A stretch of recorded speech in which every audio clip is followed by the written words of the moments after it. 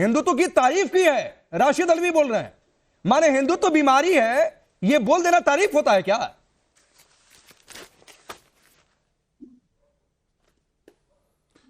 देखिए बिल्कुल राकेश जी, कोई भी नारा अगर बन रहा है या कोई भी धर्म के लिए बोल रहा है वो बिल्कुल गलत नहीं है। जय श्री राम, जय सिया राम, जय बजरंगबली, लेकिन उसकी मंशा अगर राजनीति में लेके बोली जाएगी तो वो गलत होगी। उसके लिए कमेंट्स भी आएंगे। एक है तो सेफ है, लेकिन अगर हम सब एक हैं और सेफ है कहा जाता तो ज्यादा अच्छा होता। ये एक है तो सेफ है पे अगर मैं कह रहा हूं कि हम सब में मेरा पूरा हिंदुस्तान एक है तो सब सेफ हैं, तो फिर भाजपा ये कैसे कह सकती है कि तो आपने कुछ लोगों के लिए क्यों मान लिया? गुप्ता जी बता दे, आपने कुछ लोगों के लिए क्यों मान लिया? और सुनिए चंद्रमोहन जी, अभी मैं नारों पर नहीं जा रहा था भाई। हिंदुत्व तो एक बीमारी है, ये कौन सी तारीफ होती है मुझे ये समझा दीजिए पहले, उसके बाद आप जो भी बोलेंगे मैं सुन लूंगा। राम का विरोधी है ना, विपक्ष हिंदुत्व का विरोधी है ना हिंदुत्व का विरोधी है। अरे जवाब दे दीजिए ना, कुछ लोग आप ये स्टेटमेंट का विरोध करते हैं या नहीं करते हैं? फिर हम बाकी बात करते हैं, उसका भी जवाब दूंगा। वो विरोध खुला आप बता दीजिए, आप इसका विरोध करते हैं या नहीं करते हैं? नहीं, अभी राकेश जी आपने मेरी बात पूरी होने नहीं दी। नहीं, मैं आप ही के पास हूं सर। रोहन गुप्ता भी रुक जाइए। नहीं, आप ही के पास हूं चंद्रमोहन जी, आप जो भी बोलिए मैं सुन लूंगा। लेकिन मुझे पहले बताइए, राशिद अल्वी ने कहा कि इल्तिजा मुफ्ती ने तारीफ की है, तो हिंदुत्व को बीमारी बताना यह तारीफ होता है क्या? देखिए राशिद अल्वी जी कांग्रेस नहीं है, चंद्रमोहन शर्मा तो कांग्रेस खारिज कर दीजिए सर। और कांग्रेस कमेटी का कोई भी बयान इसके प्रति नहीं है। ये बयान, अब सुन लीजिए ना, मेरे एक मिनट बोलने दीजिए। हाँ। इस बयान के लिए देश के प्रधानमंत्री, गृह मंत्री को बताना चाहिए कि ऐसी पार्टी के नेता के साथ गठबंधन क्यों किया था, और जब विरोध किया जा रहा था तो उस गठबंधन के तहत कश्मीर के अंदर सरकार क्यों चलाई थी, तब वो देश विरोधी भी नहीं थे। चंद्रमोहन जी प्लीज सर, अगर ये कांग्रेस पार्टी का बयान नहीं है राशिद अल्वी का जो कहा, तो आप खारिज करिए ना। आप खारिज करिए कि कांग्रेस पार्टी आधिकारिक तौर पर इल्तिजा मुफ्ती के बयान का विरोध करती है, आलोचना करती है। करिए, बोलिए, ये क्या दिक्कत है?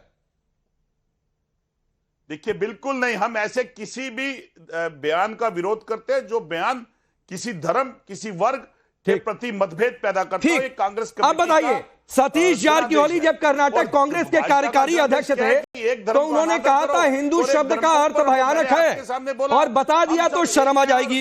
सुनिए सर, सुनिए। एक है तो सतीश जारकिहोली ने कहा था कि हिंदू शब्द का अर्थ भयानक है, बता दिया तो शर्म आ जाएगी। उत्तराखंड कांग्रेस के वाइस प्रेसिडेंट रहे सूर्यकांत धस्माना ने कहा था कि भगवान कृष्ण ने कोरोना को भेज दिया। शिवराज पाटिल ने कहा था गीता की तुलना जिहाद से कर दी थी। ये बयान क्या है फिर?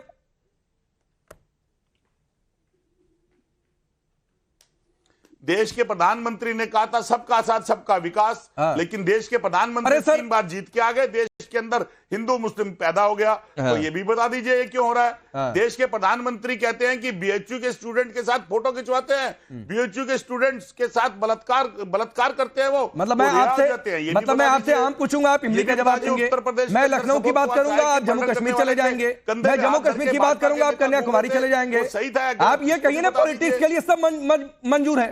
हिंदू को गाली देना देंगे, ताड़ ठोक के गाली देंगे। आपके साथ बैठने के लिए चारों खानों चतुर्बुद्धि के साथ बैठना पड़ेगा, क्योंकि आपके साथ 4 बंदे और मुकाबला करना है। नहीं, बहुत अच्छी बात है। मैं इसको एक बहुत कॉम्प्लीमेंट के तौर पर ले रहा हूं चंद्रमोहन जी, कि मेरे साथ बैठिए तो आंख नाक कान सब खोल खाल के बैठिए। बिल्कुल आप सही तैयारी के साथ आते हैं, लेकिन मेरे सवाल का जवाब दे दिया करिए, मैं पूरा सुनूंगा आपका भाषण।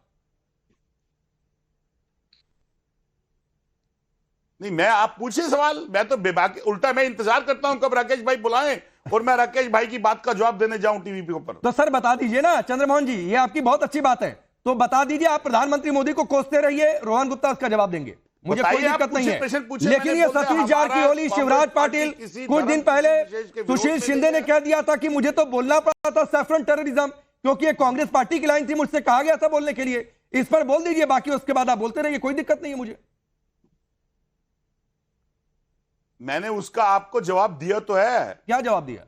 सबका साथ सबका विकास, ये नारा देश के प्रधानमंत्री ने दिया था। वही बात है, आप और सबका साथ सबका विकास का अगर नारा था तो देश के प्रधानमंत्री और भाजपा के रहते हुए इस देश चलिए रोहन गुप्ता रिप्लाई की बातें क्यों हो रही हैं? रिप्लाई करिए, फिर मैं आगे बढ़ रहा हूं। बताएं, गृह मंत्री बताएं। ठीक है कि सरकार उनकी है, देश की जनता ने उन्हें चुना है, फिर वो धर्म विरोध की बातें क्यों हो रही हैं? ठीक है राकेश जी, मुद्दा यहाँ पे क्लियर है। आपने एक सर्वे किया, 2 लोगों को पूछा, हर आदमी ने गोलमोल जवाब दिया। यही हकीकत है। अगर कुछ गलत बोला, अगर आपको लगता है कि नहीं आपका कोई इंडी गठबंधन का साथी पक्ष है उसने गलत बोला, तो आपको शर्म क्यों आती है उसके खिलाफ बोलने में? जब सनातन का अपमान हुआ, जब तमिलनाडु में उनके नेता मारन के पुत्र ने, दयानिधि मारन ने सनातन का अपमान किया, एक बार नहीं 10 बार किया, एक बार भी आपने उसका विरोध नहीं किया, तो देश की जनता पे भरोसा कैसे करेगी? यही तो आपकी हकीकत है।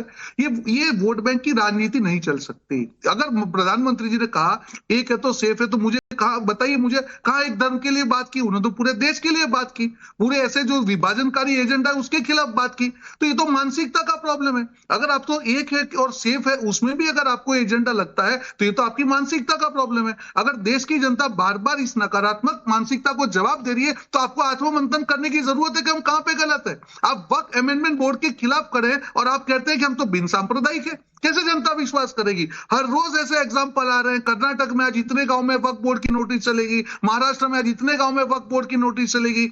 वहां पे किसी धर्म की बात नहीं है, कानून के दुरुपयोग की बात है, अमर्यादित सत्ता दी गई उसके विरोध की बात है। उसके खिलाफ भी आप खड़े नहीं रह सकते। राम के पिता दर्शक के बारे में आपको डर लगता है कि अगर आपने सच बोल दिया तो आपकी वोट बैंक चली जाएगी। आप देश की जनता का विश्वास गंवा रहे हैं। आत्ममंथन की जरूरत है कि जो गलत है उसको गलत बोलना सीखिए। देश की जनता माफ नहीं करेगी। अब ललित अंबरदार भाई, अगर अगर अगर पीडीपी ये कहती है कि हिंदुत्व बीमारी की तरह है, नेशनल कॉन्फ्रेंस बगल का रास्ता तलाश लेती है, तो अब क्या आपको यह समझ में आ रहा है कि क्यों कत्लेआम हुआ था? क्योंकि बीमारी ठीक करना है। वो तब भी बीमारी मानते थे, वो आज भी बीमारी मान रहे हैं। इन्होंने तो ये शब्द सुनने से पहले ही कश्मीर के अंदर वो दिखा दिया कि वो करना क्या चाहते, हिंदुओं से नफरत कितनी है।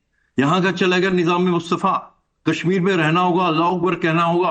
कश्मीर के मुसलमानों, हिंदुस्तान से आजादी का मतलब अल जिहाद अल जिहाद। ये कश्मीर की मस्जिदों से, कश्मीर की सड़कों से, कश्मीर के पड़ोस से कश्मीरी हिंदुओं को सुनाया गया। रेप, मर्डर और मास मर्डर के निकाल दिया गया इसके बगीचे से, इसके पिछवाड़े के बगीचे से। और इनके मुफ्ती मोहम्मद से हिंदुस्तान का पहला होम मिनिस्टर जिसने अपनी बेटी को छुड़वाने के लिए खूंखार जिहादियों को छुड़वा दिया। लेकिन हिंदू का जहां पर नरसंहार हो रहा था उसके बगल में, उसके पड़ोस में, उसके गांव में, उसके शहर में, वहां पे उसको करने के लिए पॉलिटिकल लकवा लग गया हुआ था। और आप इनसे उम्मीद करते हैं कि बोलेंगे। और मैं ये समझता हूं, आपको बताना चाहता हूं रोहन जी, आप लोग हिंदू लोग आपको वोट देते हैं। आप कितना भी दिल विश्वास जीतिए ना, अभी आपने महाराष्ट्र में देखा ना, आपने कितने फतवे जारी किए गए कि मुसलमानों को कि आपने किसको वोट देना। उसके बावजूद आप क्यों डिफेंसिव पे है? आपकी नुपुर शर्मा पिछले कितने सालों से जान बचाने के लिए अंडरग्राउंड है। जो उसके साथ बैठा हुआ था उसी पैनल के ऊपर, वो खुला घूम रहा है, हर चैनल पे बैठा होता है उसके ऊपर। और आज ये हिंदू लोग चुप करके बैठे हैं कि राम के